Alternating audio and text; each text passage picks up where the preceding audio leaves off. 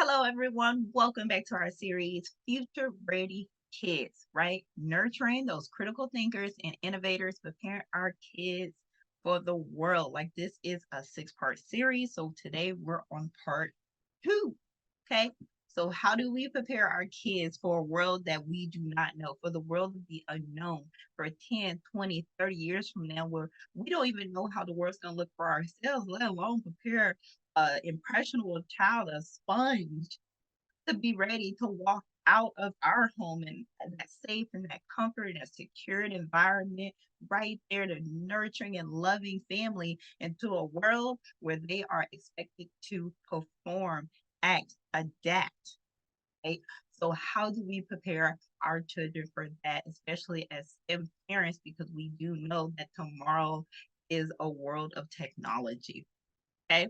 So we're going to take a bold leap here and we're going to look at the future, right? We're going to look at what can we do today to prepare our kids for tomorrow, right? I always associate raising kids and actually doing anything in life long term is playing chess, not checkers. Everyone is familiar with the game of chess and everyone knows how to play the game of checkers, right? It's very basic moves. Always say teach your child how to play checkers first. That's kind of what kind of world we live in. Very simple, kind of one move at a time world versus as they mature in age, we need to start flipping their mindset into chess. Okay.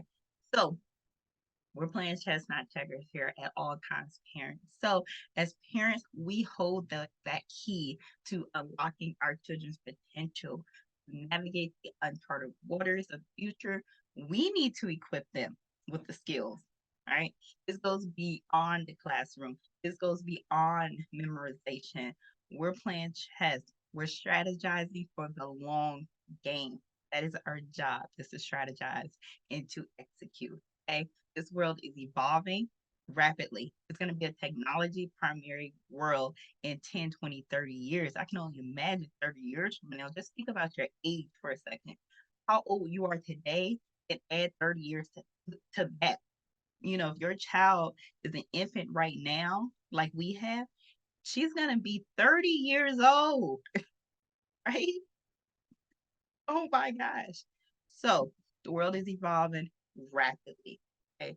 We're producing faster. Artificial intelligence is here.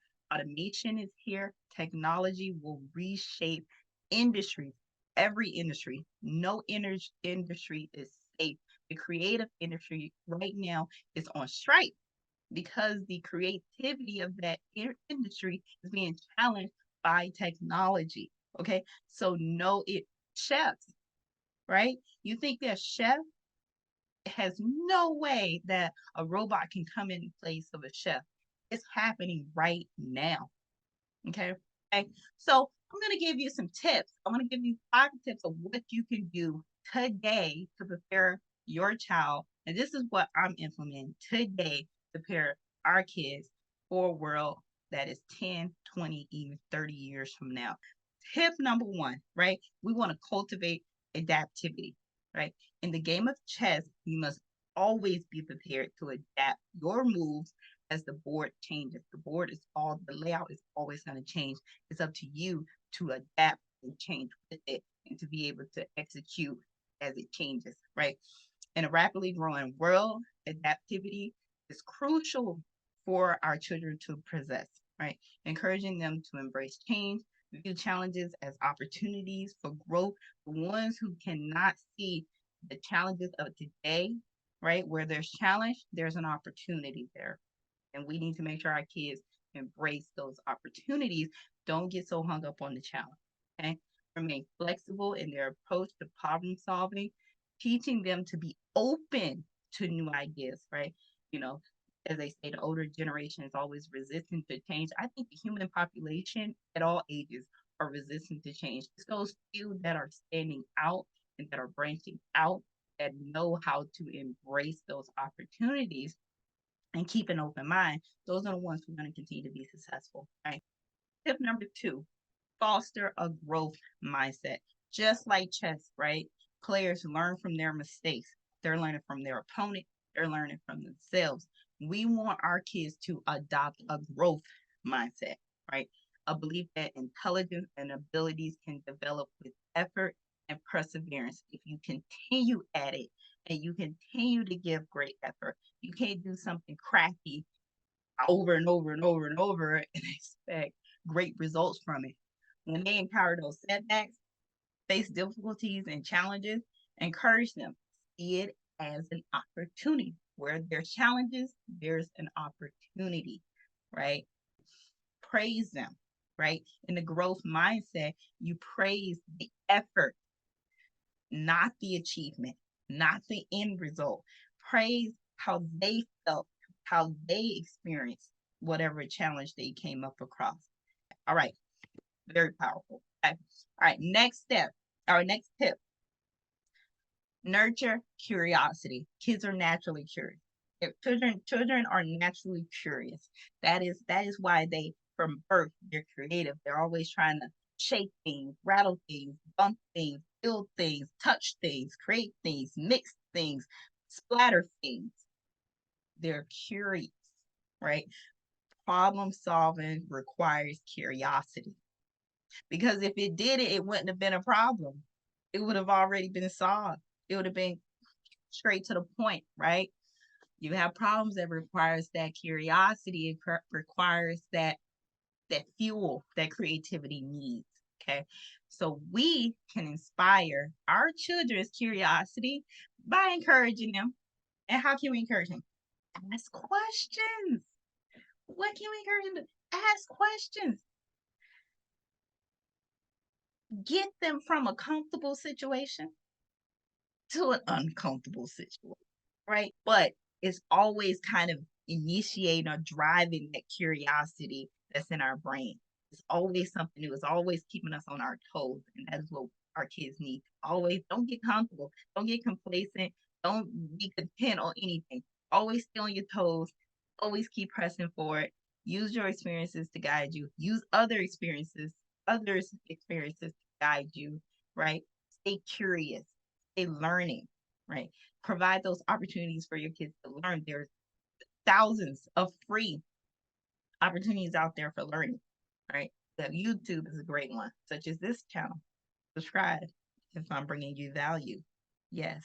Okay. You have NASA.gov, right? You have PBS Kids, Think TV. You have so many.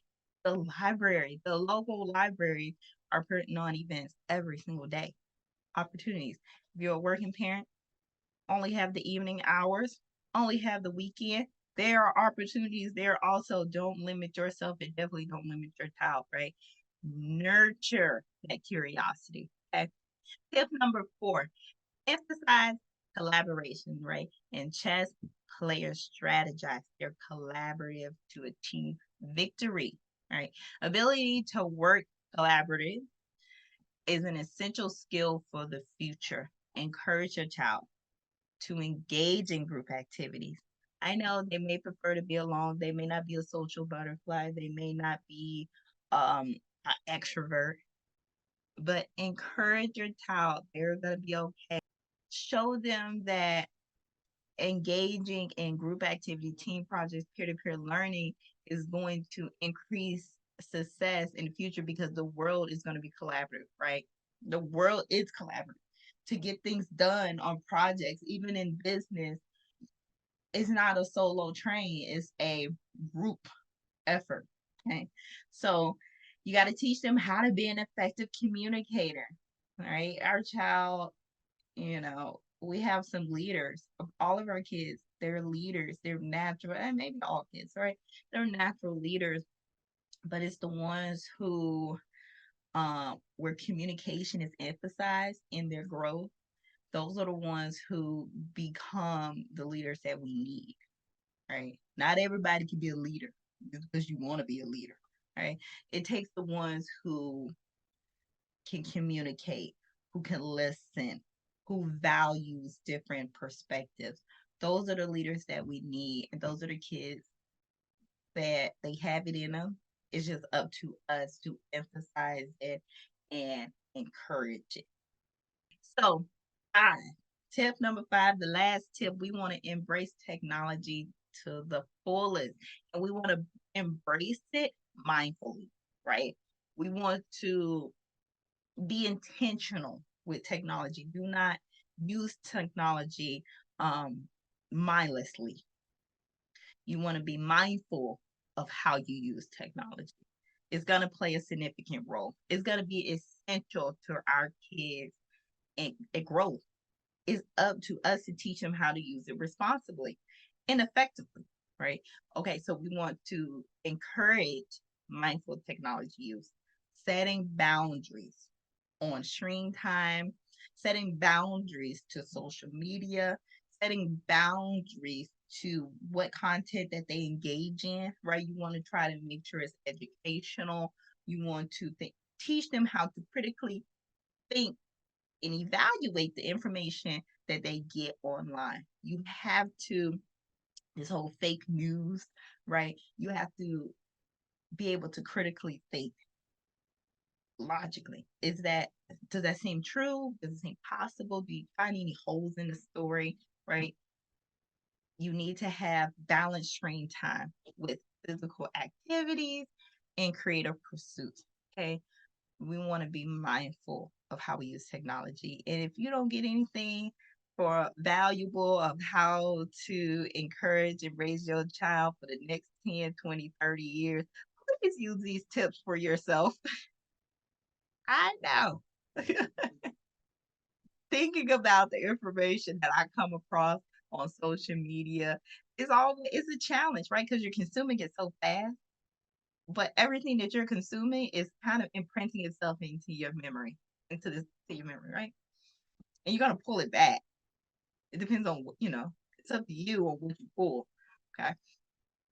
So we want to make sure that we teach our kids how to leverage and ourselves how to leverage technology as a powerful tool for learning, creating, and problem solving rather than passively consuming it. Right. Okay. So those are my 5 tips. Remember, we are not playing checkers. We are not performing and engaging in life with simple moves and limited on what we can do. This world is not limited. This world is full of limitless possibilities and opportunities. We're playing chess. We are anticipating the future and empowering our children to thrive in this dynamic world, right? By nurturing adaptability, a growth mindset, curiosity, collaboration, and mindful technology use, I believe we could set our kids up for success. What we can do today is to set a solid foundation for them mentally. Everything else physically will come along with time, but mentally is up to us to protect that, right? Protect that from them, allow them to protect it themselves. So when they become adults, they can thrive in this world and nothing can attack them, right? So they have a solid foundation, they have a center. Okay. So as we play this grand game of chess with our children, we become the mentors. We're guiding them towards to become confident, critical thinkers, and problem solvers.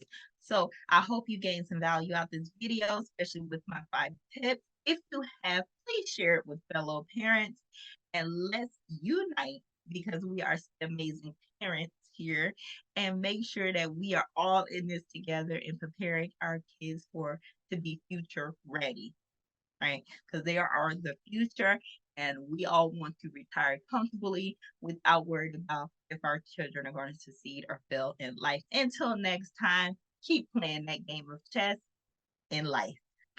Bye.